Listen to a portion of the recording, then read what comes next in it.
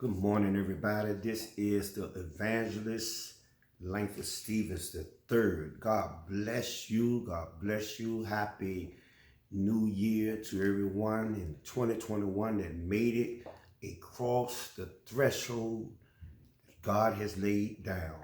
What a trying year, trying times, but we are grateful and thankful that God has let us see another year to ride through the pandemic of life and still in the adversities of life and still be able to stand with our hands up high and our voices lifted loud, giving him the praise and the honor. I want to give honor to my family and all my friends and all over, and just bless everyone today that supports me and have supported me from day one. I would like to give honor to God for you guys today and thank him for you in my life. This year, our ride is going to be a little different because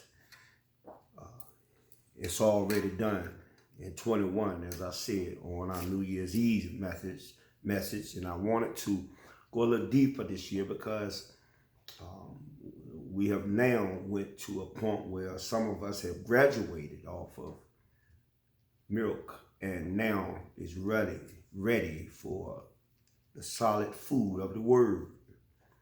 I thank you for taking the journey with me. So I want to take a few moments of your time because I want to penetrate your thinking and I want you to grow up in the word and start to think about everything you're doing and everything you're saying and how you're moving in life so you can get the fulfillment and the fullness of the blessing that God has in store for you in this year and years to come.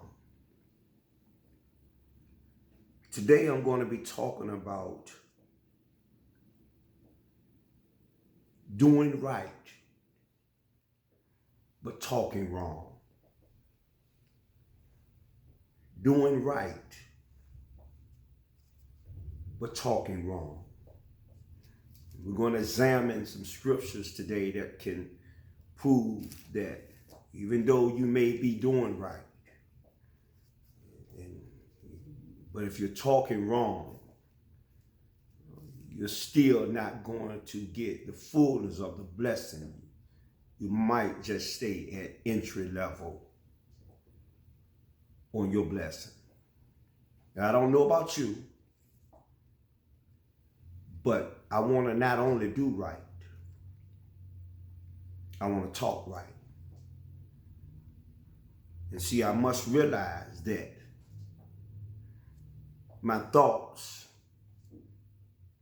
my walk, and my talk must be on one accord.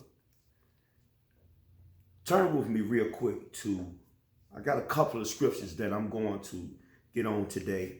Hopefully I won't be with you too long. I want to move as fast as possible, but I want to be effective as possible to get into your thinking, into your spiritual man and empower you as we go along.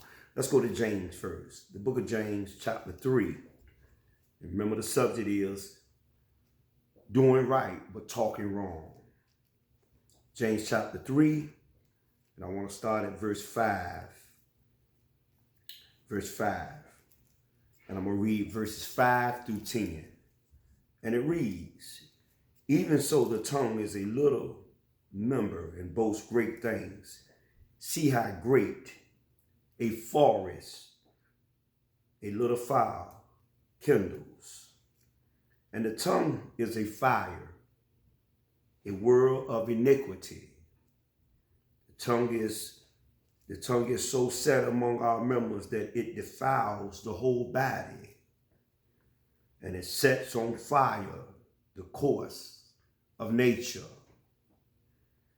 and it is set on fire by hell.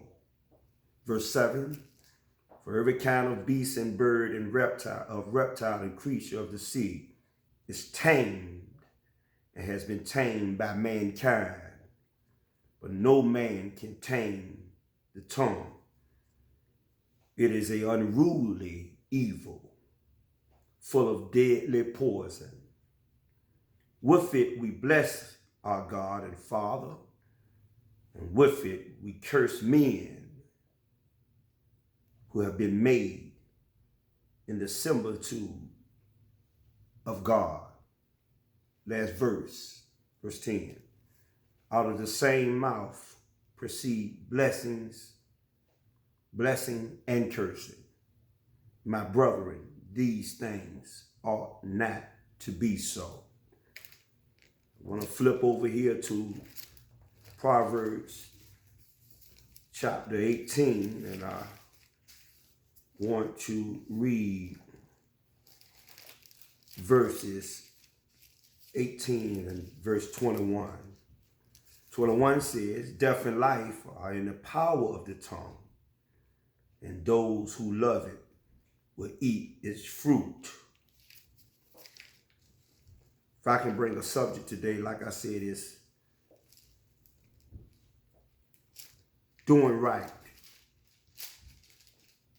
or talking wrong, controlling that tongue. Controlling that tongue. The Christian who is not affected by the sins of the tongue, but takes care to avoid them, has an undoubted sign of true grace. The wisdom and grace of God, which enables one to control the tongue, would enable him also to control all other actions. Words can have a most extraordinary power. In a basic way, the definition of life might be communication. Now, to communicate basically means to exchange or have interchange. There are three ways that tongue can affect our lives each and every day. And the three ways that tongue can affect our life: spiritually, physically, and emotionally. Now, I want to touch on this three ways because a lot of us don't have the problems doing the right thing or thinking the right thing. But we don't say the right thing. And we put that words that come out of our mouth at the back burner because we figure that our actions and our thoughts are lined up with God. But God, when he created the earth in Genesis chapter 1, at the end of everything he did, he said out of his mouth, it was good. And I challenge you today, the words that come out of your mouth that can pierce a soul or lift a man up to the heights. Can you say, it is good? First, I want to deal with the spiritual aspect of how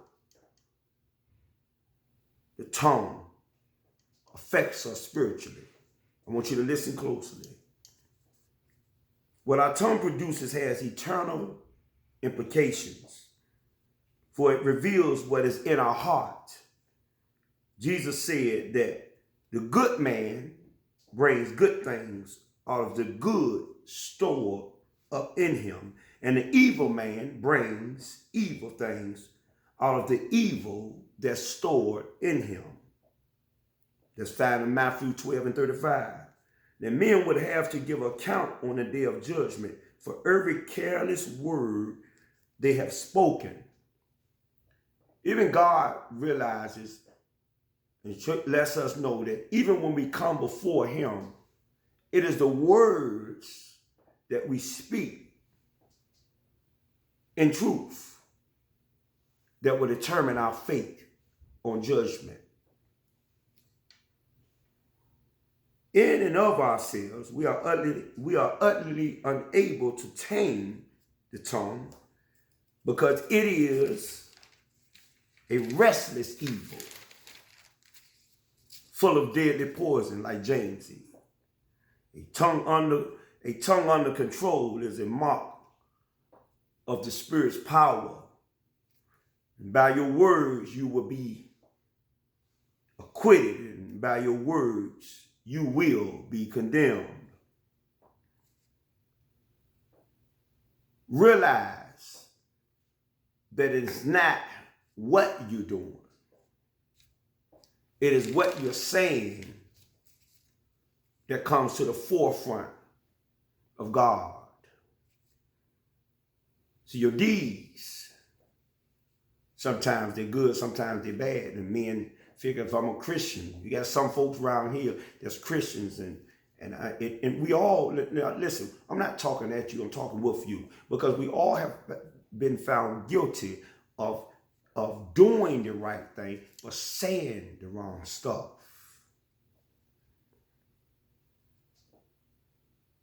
The second aspect that tongue affects is our physical being. In order to take literally that a tongue can cause physical life or death, we do need to tax our imagination. Words create actions, good and bad. A judge or a jury, by simply saying a word, can cause a person to be killed or live. Those words. Words often save lives. A doctor advises surgery. A weatherman issues a tornado warning. A counselor gives hope to a suicidal person. Conversely, words can also kill, murders, and often initiated because of arguments, verbalizes hatred. In a sense of causing action, then the tongue does intercede and have the power of life and death. Yes, that tongue, that mouth, those words have the power of life and death. Some of us can never get over the mountain fully. It is not because you are not doing the right thing. It is because you are not saying the right thing. You cannot do good deeds, but yet say things that degrades and downs your fellow man. It doesn't matter what state of mind or what stature or what level you are in life. You can be a preacher in a pulpit. You can be Pope John Francis.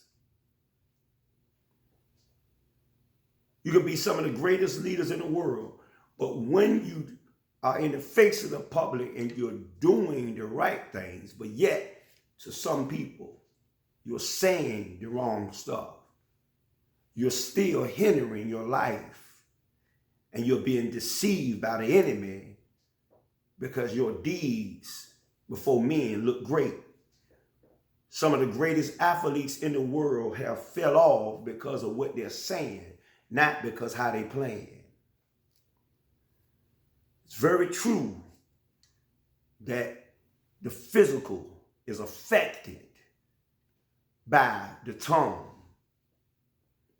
by the things that you say to me.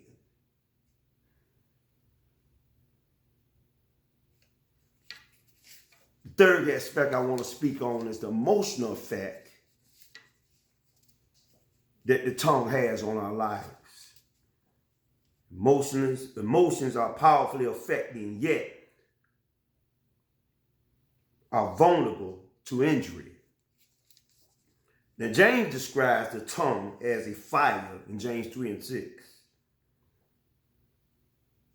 who has not been burned and who has not been burned by it. And Proverbs 15:4 describes a healing tongue as a tree of life.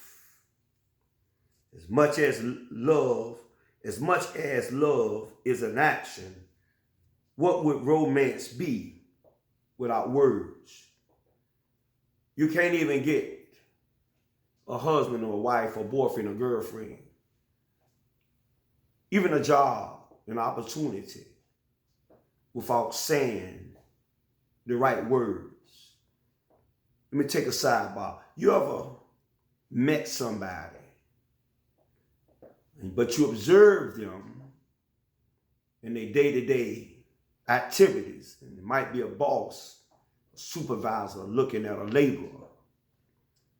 It might be a man trying to size up a woman before he, as we say, pull up on her and say a couple of things that may bring her to him in unity. And when you approach the person, everything was just fine based on what you were seeing, because they was doing all the right things that you wanted, that pleased you, and that was good for your sight. Yet when they opened their mouth, you were disappointed, because the words that they said out their mouth distorted their character. And then you walk away and you say, man, he or she was okay, until they open up their mouth.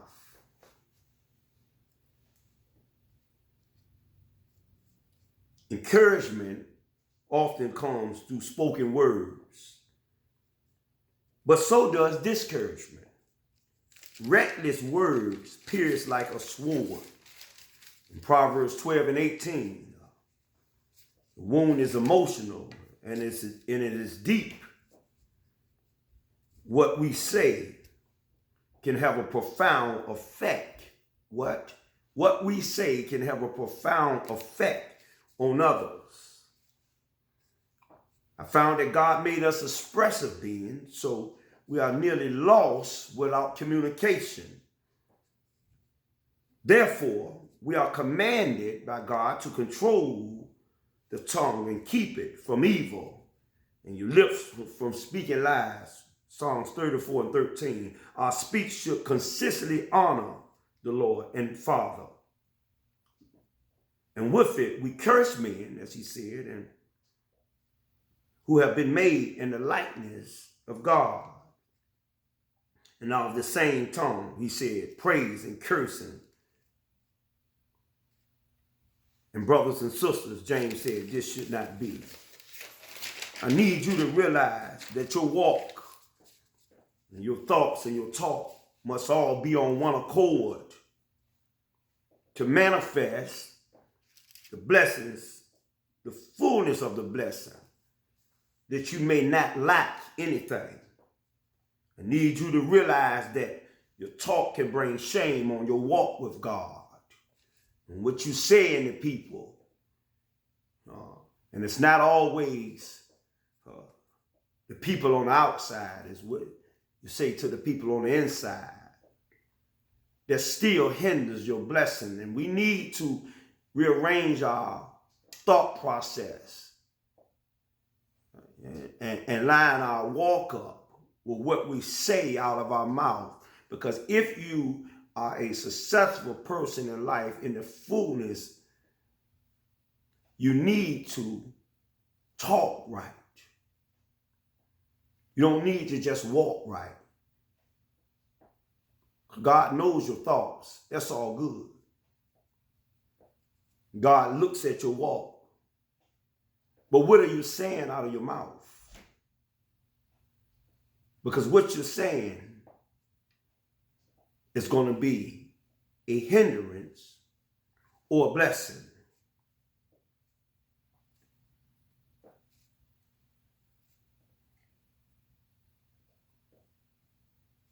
Thoughts can only become good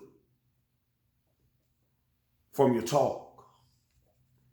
Talking right, I found, unleashes the quietness of unseen potential. Talking right confirms the identity that God has given you. Some people are good until they open their mouth. I need you to go over here to what John said about what words. And I need you to understand that it is the word that comes before the deeds, our knowledge. In John chapter 1, it says this in John 1 and 14. It says, and the word became flesh and dwelt among us. And I want to stop there. The word became flesh and dwelt among us. It is what God was saying to us that he manifested, but it was his words first before the flesh. What am I saying? What you're saying is very important before what people see. Because what you're saying affects their perspective of what they see. It said the word became flesh and dwelt among us, and we beheld what? The glory of the only begotten Son of the Father, full of grace and truth. Now, how do we know he was full of grace and truth? Because of the words that came out of his mouth. And God just gave us a physical demonstration in Jesus Christ of what he was saying out of his mouth, full of grace and truth. So what are you going to give to your neighbor when they don't know your walk? They can't see your walk. People can't always see your walk. And people definitely can't see your thoughts. But they can hear your talk. And if you want to become a better person in life, a better Christian in life, you got to not only do right, walk right, you got to talk right. God uses communication to deal with human beings. And he expects us to use the proper communication to others to increase them.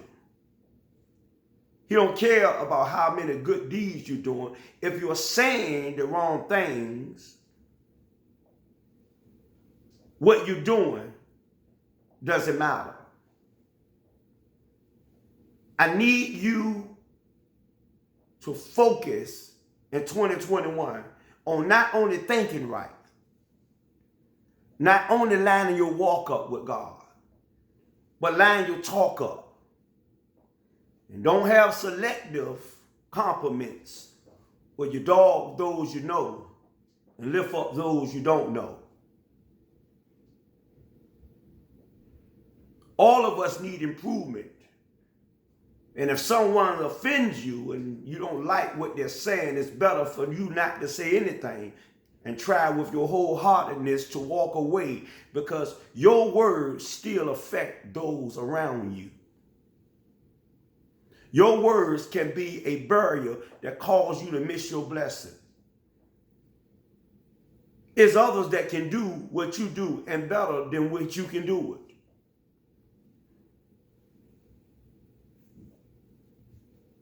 Words produce life and death. Words cause opportunities to come and opportunities to go. Some people just won't deal with you because of the way the words that come out your mouth. Not how good you can do the job. Not how good you can praise God. Not how good you look in your clothes. It is what comes out of your mouth that determines how some perceive you. And you need to not only walk right, not only think right, we need to learn to talk right.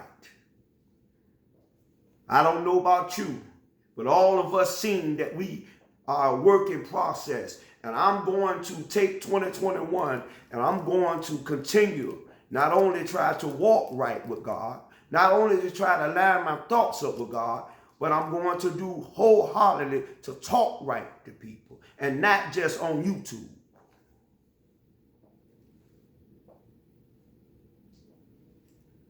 We don't want to be hypocritical and contaminate our walk, deceive our own thoughts, because we're not talking correctly.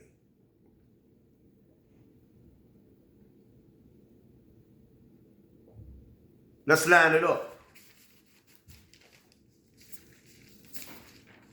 Let's think. You got your thoughts. Think before you speak. Take a pause. Because what you say makes a difference. Not only what you do, because God listens to your communication. Sometimes he won't even let you go further because you think you're doing all the right things, saying all the right, doing all the right things and making all the right moves, but you're talking wrong. And you'll still stay in that desolate, dead area in your life because the enemy don't care how good you look. He definitely can't control your thoughts. But he pays attention to what come out your mouth. Now I challenge you, is it going to be life or is it going to be death that comes out of your mouth? The tongue controls both. Take heed. And let's line our talk and our thoughts. Now walk on one accord. And if you walk right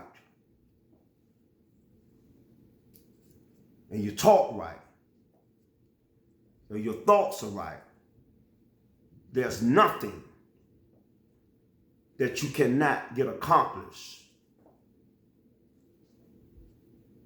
with God on your side. Take care. Remember, use your words wisely.